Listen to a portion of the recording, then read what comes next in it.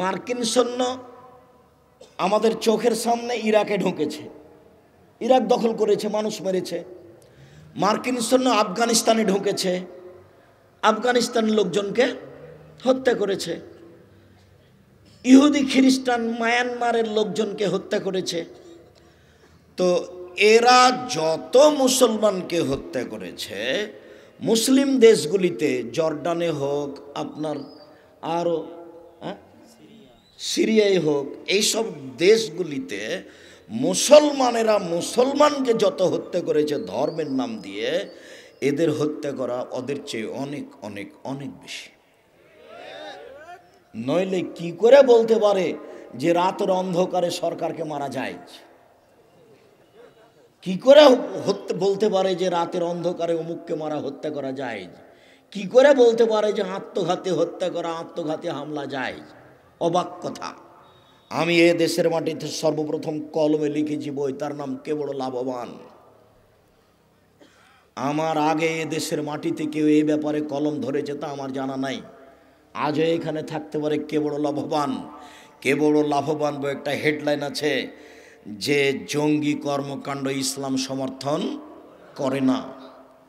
এই দেশের মাটিতে সম্মানিত দিনী ভাই বোন, আমি সরকার বিরোধী বক্তব্য দিই মানে অসম্ভব হতে পারে না। শুধু তাই নয়, 90 সাল থেকে নিয়ে এখন পর্যন্ত আমি কোনোদিন কোনো মাযহাবের বিরুদ্ধে কথা বলিনি। শুধু তাই নয়, এখন পর্যন্ত বাংলাদেশের মাটিতে আমি কোনোদিন কোনো মানুষকে লক্ষ্য করে কথা বলিনি। আমি বলেছি শতকরা 95 জন বক্তা মিথ্যুক, তবে আমি বলিনি ইনি মিথ্যুক।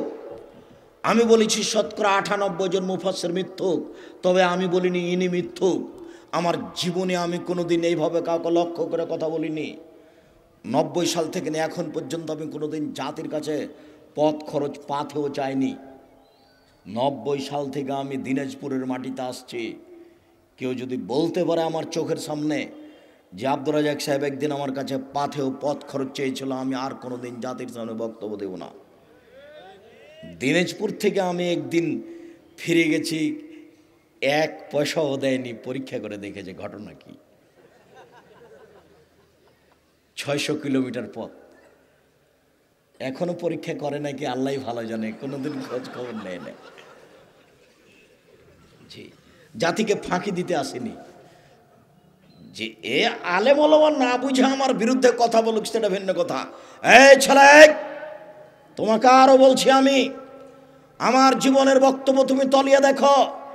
আমি 1 ঘন্টা জাতির সামনে যে হাদিস অনুবাদ করেছি, তোমার বর্তমান হুজুর তো দূরের কথা, বিগত 40 বছর থেকে নিয়ে এখন পর্যন্ত সময় থাকলো দেখি তোমার নীতির হুজুর কে এত হাদিস অনুবাদ করেছে।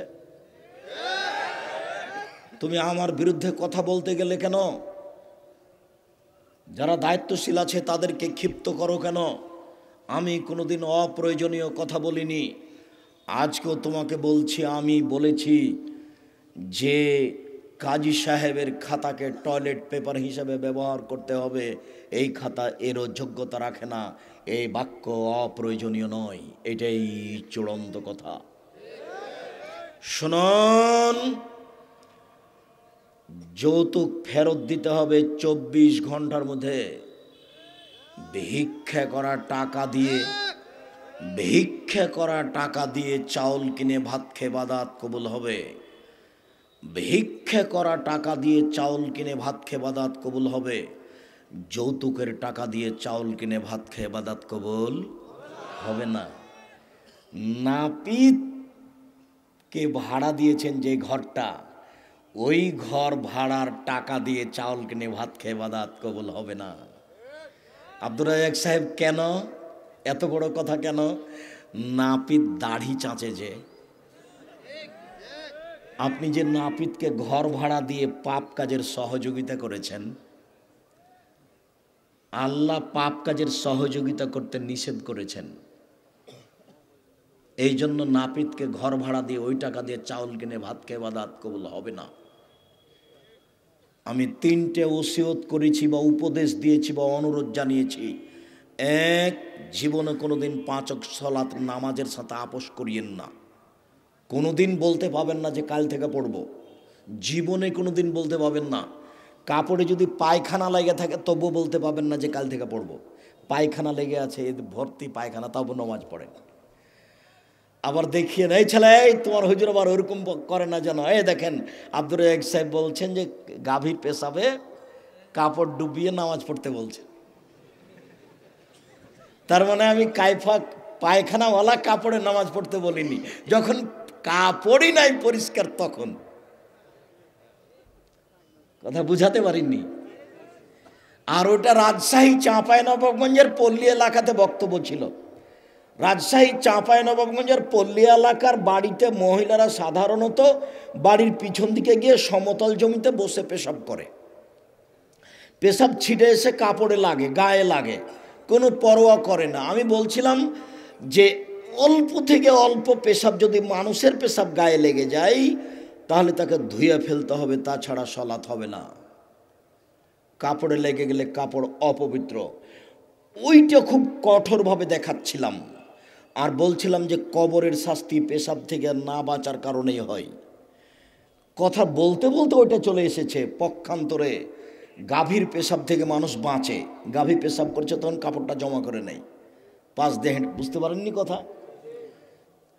এই কথাটা এসেছে ওখানে যে গাভীর পেশাব থেকে বাঁচতে হবে না, অথচ তাতে থেকে বাঁচার জন্য কত চেষ্টা। গাভীর পেশাবে যদি কাপড়টা ভেজিয়ে সালাত আদায় করে তবে সমস্যা নেই। প্রমাণ বুখারী মুসলিম। আল্লাহর নবী বলছেন যে তোমরা উটের পেশাব খাও। আল্লাহ নবী নিজে যেখানে ছাগল বাঁধা আছে সেই ছাগল বাঁধা জায়গাতে পেশাবের উপরে নামাজ পড়েন। হাদিস তো বুখারী মুসলিম। আমার করার কি আছে? আম গাছে জাম ধরতে পারে ধরে না, অমাবস্যার রাতে চাঁদ উঠতে পারে উঠে না, শোয়ের ছিদ্র দিয়ে লাঙ্গলের ফল ঢুকতে পারে ঢোকে না, শোয়ের ছিদ্র দিয়ে লাঙ্গলের ফল ঢুকে যেতে পারে, আম গাছে জাম ধরে যেতে পারে, অমাবস্যার রাতে চাঁদ উঠে যেতে পারে, এগুলো ঘটে যেতে পারে। আমি যে কথা বলছি এতে সন্দেহ আছে বলে কিয়ামত পর্যন্ত চেষ্টা করলে সরিষা ঢোকানো যাবে না। যা বলছি তাই থাকবে। জাতির যদি রাস্তাঘাট করে দিতে না পারি, জাতির যদি স্কুল কলেজ করে দিতে না পারি, জাতিকে চূড়ান্ত সঠিক ধর্ম দিতে পারবো ইনশাআল্লাহ। ধর্মের ব্যাপারে জাতিকে ফাঁকি দিয়ে পরকাল হারাতে রাজি নই। জাতিকে ফাঁকি দিতে আসেনি।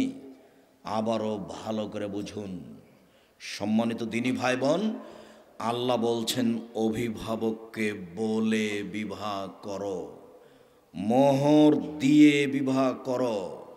রাসূল সাল্লাল্লাহু আলাইহি ওয়াসাল্লাম বলেন, এ মাশারা শাবাব, এই যুবক দল শোনো, মান ইসতাতা মিনকুমুল বাত ফালিয়াতাজাওয়াজ, তোমাদের যারা বিবাহ করতে চায় যদি তার ক্ষমতা থাকে সে যেন বিবাহ করে। বিবাহ করলে ক্ষমতা লাগে। এক, মোহর। দুই, বউ থাকার ঘর। তিন, পেশাব পায়খানা। চার, মেহমান ঘর। পাঁচ, পুরুষত্ব ক্ষমতা, নিয়ন্ত্রণ ক্ষমতা। নিয়ন্ত্রণ ক্ষমতা নেই এইরকম কাপুরুষ বিবাহ করতে পাবে না। এখন আমি আপনাকে কষ্ট দিইনি, এখনো কতগুলো মেয়ে এখনো এখানে বসে আছে মাথায় কাপড় নেই। ও কি বলবে আমি হিন্দুর মেয়ে? ওর বাপ কাপুরুষ, যার কারণে তার মাথায় কাপড় নেই। উপস্থিত বৈঠকের দিনই মুসলিম বোন, আপনাকে আমি অপমান করতে আসিনি, আমি তা চাইনি। তিন শ্রেণীর মানুষ জান্নাতে যাবেন এটা চূড়ান্ত। তিন শ্রেণীর মানুষ জান্নাতে যাবেন এটা চূড়ান্ত। আমি বলিনি, আমি অনুবাদক। মুহাম্মদ সাল্লাল্লাহু আলাইহি ওয়াসাল্লাম বলেন, এক, মদমিনুল খামর, নিয়মিত বিড়ি তামাক জর্দা সিগারেট গোল নেশাদার দ্রব্য খায় পান করে যে।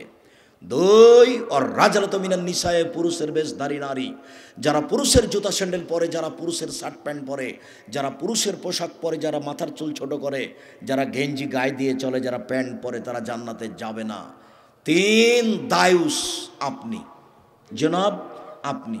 এই মেয়ে, গল্প করছো কেন? তোমার বাপের কথাই বলছি। তোমার বাপ জান্নাতে যাবে না এ কথা আমি বলিনি, মুহাম্মদ সাল্লাল্লাহু আলাইহি ওয়াসাল্লাম বলেন। উপস্থিত বৈঠকের মুসলিম বোন একটু শোনেন তো, এদিকে এদিকে শোনেন, আবার গল্প করছেন কেন? উপস্থিত বৈঠকের মুসলিম বোন শোনেন, আল্লাহর নবী বলছেন, সিনফানে মিন আহলিন নার, আমার উম্মতের দুই শ্রেণীর মানুষ জাহান্নামে যাবে, আমি তাদের দেখিনি।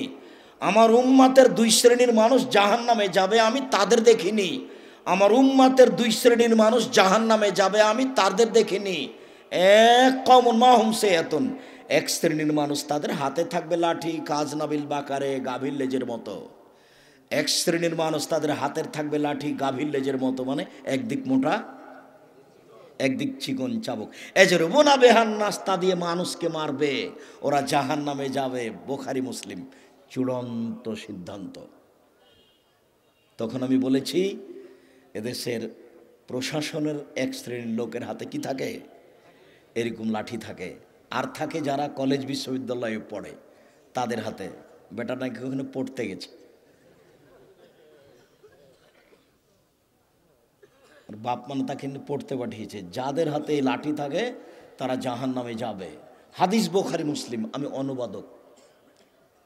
2, নিশাউন, মহিলা, কাসিয়াতুন, কাপড় পরে থাকে, আরিয়াতুন, উলঙ্গ। নেন এবার, কাপড় পরে উলঙ্গ হয়। দেখে মনে হচ্ছে যে আপনাদের দিনাজপুরের ওই স্কুলটা দেখে দেখে বলছেন আল্লাহ নবী। ওই মেয়ের গায়ে যে সব পোশাক আছে, প্রত্যেকটা মাস্টার বুঝতে পারে কোন মেয়েটার শরীরের অবস্থা কি। মুহাম্মদ সাল্লাল্লাহু আলাইহি সাল্লাম বলেছেন, আমি অনুবাদক। তিনি 1450 বছর পূর্বে এই কথাই বলেছেন। নিসাউন, মহিলা, কাসিয়াতুন, কাপড় পরে থাকে, আরিয়াতুন, উলঙ্গ। মমিলাতুন, তারা পুরুষকে নিজের দিকে আকৃষ্ট করে, মাইলাতুন, তারা নিজের আকৃষ্ট হয়।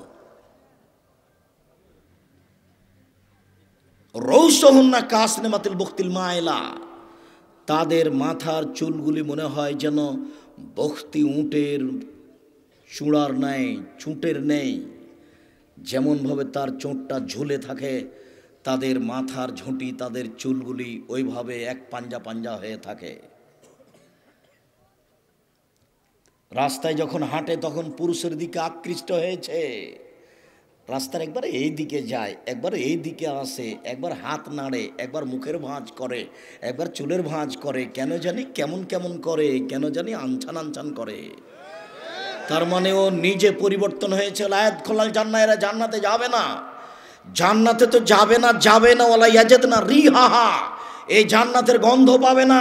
ফাইনা রিহালা তুজাদু মিন মাসিরাতি কাযা ওয়া কাযা, যেই জান্নাতের গন্ধ 1 বছরের দূরত্ব পথ থেকে পাওয়া যায়, এটা জান্নাত। এইখান থেকে একটা দ্রুতগামী ঘোড়া দৌড়াতে লাগলো, 1 বছর দৌড়িয়ে যত পথ যাবে, সেই পথের মাথায় যদি কেউ দাঁড়ায়, সেই জান্নাতের গন্ধ পাবে।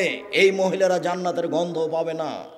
আমি অনুবাদক, মুহাম্মদ সাল্লাল্লাহু আলাইহি সাল্লাম এই কথাই বলেছেন। সম্মানিত দিনী ভাই বোন, এই ছেলে, কথা বলার চেষ্টা করো না। আমরা খুব তাড়াতাড়ি কথা শেষ করে নিচ্ছি। আজকের জন্য সংক্ষিপ্ত বিবরণে জরুরি কথা। এদেশের বিবাহের শুরু থেকে নিয়ে শেষ পর্যন্ত যত নীতিমালা আছে সবই হারাম। বিবাহ পড়ানোর পরে বিবাহ পড়ানোর পদ্ধতিও হারাম। বিবাহ পড়ানোর পরে যত নিয়ম কানুন আছে সবই হারাম। সাথে সাথে বিবাহের পরে যেসব অনুষ্ঠান আছে এই নীতিমালাও হারাম। জরুরি অনুষ্ঠান বিবাহের পরে যেটা হবে সেটা হলো বাসর রাত। বাসর রাতের জন্য বর কনেকে সাজাতে হবে। বাসর রাতের জন্য কনেকে সাজাতে হবে, এটাই চূড়ান্ত। বাসর ঘর সাজাতে হবে, এটাই ঠিক। তবে ভাবি কনেকে সাজাবে না, বাসর ঘর সাজাবে না। যদি ভাবি, চাচাতো বোন, খালাতো বোন বাসর ঘর সাজায়, তাহলে বিবাহের সূচনাতেই জেনা, এই পরিবারে কোনোদিন বরকত হতে পারে না। কনেকে সাজাতে হবে। আয়েশা রাদিয়াল্লাহু তাআলা আনহা বলেন, আমি আমার বান্ধবীদেরকে নিয়ে এক দোলনাতে খেলাচ্ছিলাম। আমরা একদিকে আছি, কিছু বান্ধবী একদিকে আছে, একদিক উঁচু হলে একদিক নিচু হয়। এরকম অবস্থায় আমার মা আমাকে ডাকলেন, আয়েশা। আমি দৌড় দিয়ে আসলাম। আমার মা একটু পানি নিয়ে আমার মুখের হাতের ধুলোবালিগুলো মুছে ধুয়ে দিলেন। তারপর একটা ঘরে নিয়ে গেলেন, দেখি সেখানে আনসারীদের মহিলা। বিষয়টা বুঝতে পারলাম না, এই ঘরে আমাকে নিয়ে আসলো কেন? আনসারীদের মহিলারা আমাকে সুন্দরী করে সাজালেন। আসমা বিনতে ইয়াজিদ রাদিয়াল্লাহু তাআলা আনহা বলেন, কাইয়ামতু আয়েশা লি রাসূলিল্লাহ সাল্লাল্লাহু আলাইহি সাল্লাম, আমি আয়েশাকে রাসূলের জন্য সুন্দরী করে সাজালাম। তবে কি দিয়ে সাজিয়েছেন এই কথা আয়েশা উল্লেখ করেননি। তিনি বলেন, আমাকে সুন্দরী করে সাজালেন। আমি বলছি, বিউটি পার্লারে যা কিছু পাওয়া যায় সব কিছু দিয়ে সাজানো যায়, তবে বিউটি পার্লারে ঢোকা যাবে না। কেন? বিউটি পার্লারে যে মেয়েটা আছে তার সামনে মাথার কাপড় নামানো যাবে না। বিউটি পার্লারে যা কিছু আছে সব কিছু নিয়ে এসে মেয়েকে ঘরে সাজানো যায়। উল্লেখ্য যে নখে নেইল পালিশ লাগানো যাবে না। নখে নেইল পালিশ লাগানো হচ্ছে ইহুদি খ্রিস্টানদের পতিতালয়ের মেয়েদের বৈশিষ্ট্য। নখে নেইল পালিশ ব্যবহার করা ইহুদি খ্রিস্টানদের পতিতালয়ের মেয়েদের বৈশিষ্ট্য। নখে নেইল পালিশ ব্যবহার করা ইহুদি খ্রিস্টানদের পতিতালয়ের মেয়েদের বৈশিষ্ট্য। জরুরি ভিত্তিতে নখে মেহেদি লাগাতে হবে। হাতের নখে তো মেহেদি দিতে হবেই, পায়ের নখেও মেহেদি দিতে হবে। মেহেদি দিতে মহিলারা বাধ্য, দিতেই হবে। বাধ্য কেন? আল্লাহর নবী একজন মহিলার হাত থেকে একটা পত্র নিলেন, সেই মহিলার হাতে নখে মেহেদি দেওয়া ছিল না। তিনি হাতের নিন্দা করে বললেন, আয়াদু রাজুলিন মেমরা, এই হাতটি মহিলার না পুরুষের? যদি মহিলার হয় তাহলে মেহেদি নেই কেন? তার মানে পুরুষেরা কখনো হাতে মেহেদি লাগাতে পাবে না। হাতের নখে তো তারা মেহেদি দিবেই দিবে, পায়ের নখেও মেহেদি দিতে বাধ্য। কখনো ভুলেও নেল পালিশ নখে দিতে পাবে না। উপস্থিত বৈঠকের মুসলিম বোন আর যারা আপনারা আছেন, নখ কেটে ফেলতে হবে। নখ কখনো বড় রাখা যাবে না। নখ বড় রাখা হারাম। নবীগণের 10টি বৈশিষ্ট্য রয়েছে, তার একটি বৈশিষ্ট্য হচ্ছে নখ কেটে ফেলতে হবে। উপস্থিত বৈঠকের মুসলিম বোন আপনাকে বলছি, উপস্থিত বৈঠকের মুসলিম বোন আপনাকে বলছি, আপনি সকাল করবেন না, আগে বাড়িতে গিয়ে নখ কাটবেন। এই মেয়ে, তুমি আঙ্গুলটা দেখো, তোমার নখটা বড় কেন? তুমি শরম পাও না? তোমার লজ্জা হয় না? তোমার ইতস্তবোধ হয় না? বাপ বেটি মা বেটি কি লজ্জা বেঁচে খেয়েছ? নখ কেন বড়? নবীগণের 10টি বৈশিষ্ট্য, তার একটি হচ্ছে নখ কেটে ফেলতে হবে। নবীগণের 10টি বৈশিষ্ট্য, তার একটি হচ্ছে মোচ কেটে ফেলতে হবে। ব্লেড ব্যবহার করা যাবে না। মোচ মানে পুরুষ, আর মোচ যখন ব্লেড ব্যবহার করেছে তখনও মহিলা। কেঁচি দিয়ে মোচ কেটে ফেলতে হবে। নবীগণের 10টি বৈশিষ্ট্য, তার একটি হচ্ছে বগলের লোম উঠিয়ে ফেলতে হবে। পুরুষ নারী একই হুকুম, ব্লেড ব্যবহার করা হবে না।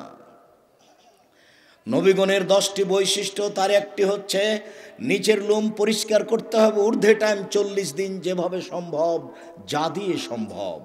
পুরুষ নারীর একই হুকুম। নবীগণের 10টি বৈশিষ্ট্য, তার একটি হচ্ছে নখ কেটে ফেলতে হবে। জরুরি ভিত্তিতে বিউটি পার্লারে যা কিছু আছে সব ব্যবহার করা যাবে, তবে কপালে টিপ দেওয়া যাবে না। হিন্দু মেয়েদেরকে বিবাহ করার 10টি পদ্ধতি রয়েছে, তার একটি পদ্ধতি হচ্ছে রাক্ষসী বিবাহ। মেয়ের বাপ বিবাহ দিবে না, ছেলেটা জোর করে বিবাহ করবে। যদি কপালে টিপ দিতে পারে তাহলে বিবাহ হয়ে গেছে। যার কারণে মুসলিম মহিলা কপালে টিপ দিতে পাবে না। বিউটি পার্লারে যা কিছু আছে সব কিছু দিয়ে আপনার মেয়ে সাজতে পারে, কনে সাজতে পারে, সাজবে, এ কথাই ঠিক। আয়েশা রাদিয়াল্লাহু তাআলা আনহা বলেন, 8:30 8টার সময় আমার মা একটা ঘরে নিয়ে গেলেন। ঘরে কেউ নেই, দেখি আল্লাহ রাসূল, আর কেউ নেই ঘরে। বিষয়টা আমি বুঝতে পারলাম না, ব্যাপারটা কি। আমি ঘরে আছি, দেখি আল্লাহ রাসূল। একটু পরে আসমা বিনতে ইয়াজিদ ভিতরে ঢুকলেন। আসমা বিনতে ইয়াজিদ ভিতরে ঢুকেই 1 গ্লাস পানি শরবত নিয়ে এসে বলছেন, 1 বাটি, আয়েশা এটা হাতে করো, আল্লাহ রাসূলের হাতে দাও। আমি তো লজ্জা পেয়ে গেলাম, আমি মাথা নিচু করে নিলাম, আমি তো রাসূলের হাতে কোনো কিছু দিইনি কোনোদিনই। তখন আসমা আমাকে বলছে, হাই, গ্লাস নাও, রাসূলের হাতে দাও। আমি তো ধমক খেয়ে হকচকিয়ে গেলাম, এ কি? তা আমি গিলাসটা হাতে নিলাম, আল্লাহ রাসূলের হাতে দিলাম। আল্লাহ রাসূল পান করলেন, আমাকে বললেন তুমি পান করো। আমার পান করা হল, আল্লাহ রাসূল বললেন আসমাকে দাও। আমি যখন আসমাকে দিতে গেছি তখন আসমা বলছে, না না না না না, আপনার হাত থেকে নেবো, আপনার হাত থেকে নেবো, আপনার হাত থেকে নেবো। আয়েশা দাও, গিলাস আমাকে দাও। তো আল্লাহ রসুল নিলেন আয়েশার হাত থেকে, এ না আসমানে। তারপর আল্লাহ রসুল আসমাকে দিলেন। আসমা ওখানে মুখ লাগিয়ে শরবত দুধ পান করলেন, যেখানে মুখ লাগিয়ে মোহাম্মদ সাল্লাল্লাহু আলাইহি সাল্লাম দুধ পান করেছিলেন। বাসর রাত বাসর ঘর সাজাতে হবে, কনেকে সাজাতে হবে। ঘরে শরবত দুধ মিঠাই খাওয়ার ব্যবস্থা থাকবে। বর ঘরে ঢুকে বইয়ের মাথায় হাত দিয়ে বলবে, আল্লাহুম্মা আসসালাকা খায়রাহা খায়রামা জাবালতা আলাইহি ওয়াউযুবিকা মিন শাররিহা শাররামা জাবালতা আলাইহি। আল্লাহ এই স্ত্রীর কল্যাণ চাচ্ছি, যে কল্যাণ দিয়ে তাকে সৃষ্টি করা হয়েছে সেটাও চাচ্ছি। আল্লাহ এর ক্ষতি হতে তোমার কাছে বাঁচতে চাচ্ছি, যে বেহায়াই দিয়ে অবাধ্যতা দিয়ে তাকে সৃষ্টি করা হয়েছে সেটা থেকে আমি তোমার কাছে বাঁচতে চাচ্ছি। এরপরে 2 রাকাত নামাজ সালাত।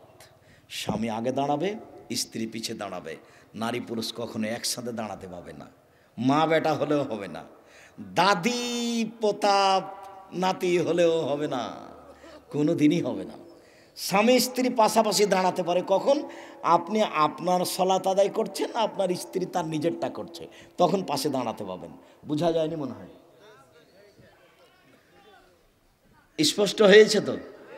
আপনি আপনারটা পড়ছেন আর আপনার স্ত্রী তারটা পড়ছে, তখন পাশাপাশি দাঁড়াতে পাবেন।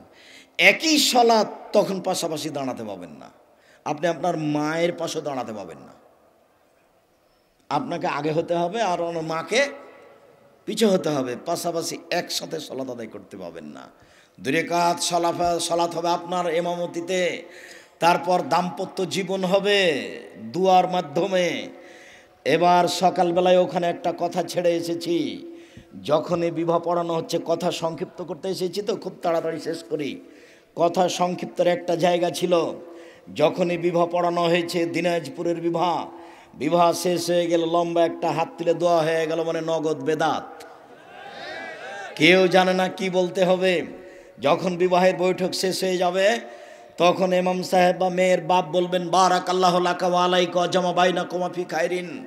বর, তোমাকে আল্লাহ কল্যাণ দান করুক, তোমাদের উপরে আল্লাহ কল্যাণ দান করুক। ও বর, তোমাকে আর তোমার স্ত্রীকে আল্লাহ কল্যাণের উপরে রাখুক। রাসূল সাল্লাল্লাহু আলাইহি ওয়াসাল্লাম এই দোয়া পড়েন, বারাকাল্লাহু লাকা ওয়া আলাইকা ওয়া জামা বাইনাকুমা ফি খাইরিন। তারপরে নতুন বউ বাড়িতে এসেছে, বাড়িতে আসার সাথে সাথে দাদি এসে দেখে বলছেন, দেখি রে তোর বউটা দেখার পরে নাকটা একটু মোটা, তখন বলছে তোর বউটার নাকটা একটু মোটা। তার মানে দাদি কি পড়তে হবে দাদির জানা নেই। দাদি দেখতে এসে বউ দেখে বলবে, বারাকাল্লাহু লাকা ওয়া আলাইকা ওয়া জামা বাইনাকুমা ফি খাইরিন। এটা দাদির পড়া প্রয়োজন ছিল। শুধু দিনাজপুর বলে আমি নিন্দা করিনি, সারা বাংলাদেশের কোনো গ্রামে, কোনো জায়গায়, কোনো থানায় নতুন বউ বাড়িতে আসলে তাকে সামনে রেখে দোয়া পড়তে হবে তার জানা নাই। যেদিন বাসর রাত হলো, সকালে অনুষ্ঠান হবে বিশাল। সারা দিনাজপুর শহরের মানুষকে রান্না করে খাওয়াতে হবে। যার যত অর্থ সম্পদ বেশি আছে সে তত খাওয়াবে। যত মানুষ এসেছে সবাই বলবে, বারাকাল্লাহু লাকা ওয়া আলাইকা ওয়া জামা বাইনাকুমা ফি খাইরিন। আল্লাহ তোমাকে তোমার স্ত্রীকে কল্যাণের উপরে একত্রিত করুক। সবার পক্ষ থেকে এই দোয়া হবে। আর এই খাদ্যে অংশগ্রহণ করবে ধনী গরিব সবাই। শুধু যদি ধনী আসে, গরিব না আসে, তাহলে যত ভাত রান্না করা হয়েছে দেখে লাথি মেরে সব ড্রেনে ফেলে দিতে হবে, ভাত কুকুরে খাবে। কেন এত বড় কথা কেন আব্দুর রাজ্জাক সাহেব? আপনি বলেছেন একটা ভাত পড়ে গেলে উঠিয়ে নিতে হবে, ময়লা লেগে গেলে সরিয়ে দিয়ে খেতে হবে। আজকে আবার বলছেন দেখে লাথি মেরে ফেলে দিতে হবে ড্রেনে, কুকুরে খাবে। এভাবে বলছেন কেন? দুঃখিত, আমি কিছু বলতে পারি না। মুহাম্মদ সাল্লাল্লাহু আলাইহি ওয়াসাল্লাম বলেছেন, আশার তামিন সবচেয়ে নিকৃষ্ট খাদ্য, সবচেয়ে খারাপ খাদ্য ওই খাদ্য যেই খাদ্যে ধনীদের দাওয়াত দেওয়া হয়েছে, গরিবদের দেওয়া হয়নি। আমার কিছু করার নেই, মুহাম্মদ সাল্লাল্লাহু আলাইহি ওয়াসাল্লাম এই কথা বলেছেন। অতএব এই খাদ্য সবচেয়ে খারাপ খাদ্য। এই খাদ্য ওই রকমই যে কোনো একটা লোক মারা গেছে, আজকে যে বাসায় খাওয়া দাওয়া করছিলাম সেই বাসায় তার বাপ মা মারা গেলে তার আত্মীয় স্বজন তাদেরকে চাপ দিয়ে চলে যেত, তোমাদের টাকা পয়সা আছে, 40 দিনের দিন 4 দিনের দিন একটা গরু জবাই করে খাওয়াতে হবে। তার বাপের নামে একটু দুঃখিত, এইদিকে একটু এইদিকে, এই ছেলে কারো গায়ে হাত দিয়ে আছো নাকি? রেডি হও, জরুরি কথা। উপস্থিত বৈঠকের মুসলিম বোন একটু খেয়াল করেন, এদিকে একটু লক্ষ্য করেন তো, শোনেন এদিকে। হোসাইন জাকাতের খেজুরের পাশে বসে আছে, জাকাতের খেজুর। তো হোসেন একটা খেজুর মুখে দিয়ে দিয়েছে। আল্লাহ রসুল লাফ দিয়ে উঠে এসে মুখের ভিতরে আঙ্গুল ঢুকিয়ে খেজুরটা বের করে বলছে, এটা মানুষের ময়লা, দান জাকাত মানুষের ময়লা। হোসেন, মানুষের ময়লা আমি খাই না, আমার বংশ খায় না, আমার বাড়িতে কাজ করে যে সে খায় না। মানুষের ময়লা আমার উপরে হারাম, আমার বংশের উপরে হারাম, আমার বাড়ির যারা গোলাম রাখাল কিষান তাদের উপরে হারাম। এটা মানুষের ময়লা, এই খাদ্য যে কাজ করে খেতে পারে তার উপরে হারাম। এটা মুখে দিয়েছো মানে? আরেকটু, একটা খেজুর পড়ে আছে রাস্তায়, আল্লাহ রসুল খেজুরটা উঠে বলছেন, ও খেজুর, যদি আমার আশঙ্কা না হতো যে তুমি জাকাত সাদকার খেজুর, আশঙ্কা না হলে আমি তোমাকে খেয়ে নিতাম। বুখারী মুসলিম। আল্লাহর নবী রাস্তায় পড়ে থাকে খেজুরটা খেলেন না কেন? সম্ভাবনা আছে খেজুরটা কিসের হতে পারে? জাকাতের সাদকার খেজুর হতে পারে। আমার উপরে হারাম, আমার বংশের উপরে হারাম। এই ছেলে, তোমার বাপের নামে যে গরু জবাই করেছে এটা সাদকা, এটা মানুষের ময়লা, এটা দিনাজপুরের ভিক্ষুক খেতে পারে। তোমার বাপের দোস্ত এসেছে 5 কোটি টাকা গাড়ির দামি গাড়িতে চড়ে, সে খাদ্য কী করে খেতে পারে বেটা? এই খাদ্য নির্ধারিত দিনে হয়েছে 1 নম্বর শিরক, এই খাদ্য নেকির জন্য হয়েছে, এটা বেদাত, একসাথে 2টা পাপ আছে। এটাকে ড্রেনে ফেলে দাও, এই খাদ্য কুকুরে খাবে। দেখি কোন মায়ের বেটার বৈধতা দিতে পারে, কিয়ামত পর্যন্ত সময় দিয়ে গেলাম। এই খাদ্য বিত্তশালীরা খেতে পারে কি করে? নির্ধারিত দিনে হয়েছে, এই জন্য এটা শিরকের উপরে হয়েছে। আর নেকির জন্য হয়েছে, এই জন্য এটা বিদাতের উপরে হয়েছে, এরা তো খেতে পারে না। সম্মানিত দিনী ভাই বোন, ওই অলিমা সবচেয়ে নিকৃষ্ট খাদ্যটা ড্রেনে ফেলে দিতে হবে, ওটা কুকুরে খাবে, ধনী গরিব সবাইকে দাওয়াত দিতে হবে। এটার নাম অলিমা। এরপরে সাংসারিক জীবন আসবে। সম্মানিত দিনী ভাই বোন, আমি আজকের জন্য সংক্ষিপ্ত আলোচনার পুনরাবৃত্তি সূচনা করে, বিবাহ করতে গিয়ে শুধু আপনি দেখতে পাবেন, আপনার বাপ দেখতে পাবে না, আপনার বাপের দেখা হারাম। বিবাহ করতে গিয়ে তাকে আংটি দেওয়া হারাম, তাকে টাকা দেওয়া হারাম। বিবাহ করতে গিয়ে নির্ধারিত সময়ে এতগুলো বর যাত্রী যাওয়া ঠিক নয়। সাথে সাথে পদ্ধতিতে বিবাহ পড়ানো ঠিক নয়, সাথে সাথে অলিমা পদ্ধতি হারাম। সম্মানিত দিনী ভাই বোন, সকলকেই আমি আন্তরিকভাবে একটা দুয়ার দাবি রেখে, বিশেষভাবে জামিয়া সালাফিয়া, ছেলে কথা শেষ করছে, একটু থামো। জামিয়া সালাফিয়া ডাঙ্গিপাড়া পবা রাজশাহী, জামিয়া সালাফিয়া রূপগঞ্জ নারায়ণগঞ্জ ঢাকায় এখন 2957 জন ছেলে মেয়ে পড়াশোনা করে। তার 535 জন এতিম ও অসহায়, তার 115 জন এতিম। এদের খাওয়ার ভার জনগণ আপনারা বহন করে থাকেন। বিষয়টি লক্ষ্য করবেন।